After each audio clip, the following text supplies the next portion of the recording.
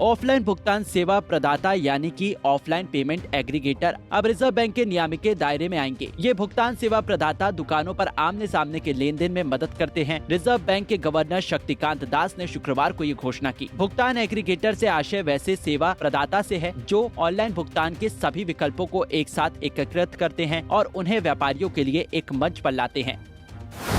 क्या है पूरी जानकारी? दास ने द्विमासिक मौद्रिक समीक्षा की घोषणा के बाद कहा, ऑनलाइन और ऑफलाइन पेमेंट एग्रीगेटर यानी पीए की गतिविधियों की प्रकृति एक जैसी है। ऐसे में मौजूदा नियमन ऑफलाइन पीए पर भी लागू करने का प्रस्ताव किया जाता है। दास ने कहा कि इस कदम के बाद डेटा संग्रह और भंडारण के मानकों का एकीकरण होगा। ऐसे में इस तरह की कंपनियां ग्राहक के क्रेडिट और डेबिट कार्ड के ब्यौरे को स्टोर नहीं कर सकेंगी।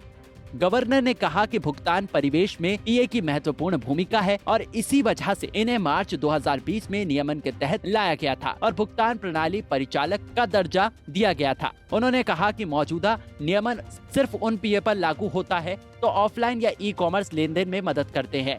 ऑफलाइन पीए अभी तक इसके तहत नहीं आते थे। दास ने ये भी कहा कि आरबीआई ग्रामीण क्षेत्रों में डिजिटल बैंकिंग को बढ़ावा देने की जरूरत को ध्यान में रखते हुए क्षेत्रीय ग्रामीण बैंक के लिए इंटरनेट बैंकिंग सुविधा देने को लेकर पात्रता मानदंडों को युक्ति संगत बना रहा है। Bureau report, Punjab Kesari TV. Offline भुगतान सेवा प्रदाता यानी कि ऑफलाइन पेमेंट एग्रीगेटर अब रिजर्व बैंक के नियामक के दायरे में आएंगे। ये भुगतान सेवा प्रदाता दुकानों पर आमने सामने के लेन देन में मदद करते हैं। रिजर्व बैंक के गवर्नर शक्तिकांत दास ने शुक्रवार को ये घोषणा की। भुगतान एग्रीगेटर से आशय वैसे सेवा प्रदाता से है जो ऑनलाइन भुगतान के सभी विकल्पों को एक साथ एकीकृत करते हैं और उन्हें व्यापारियों के लिए एक मंच पर लाते हैं।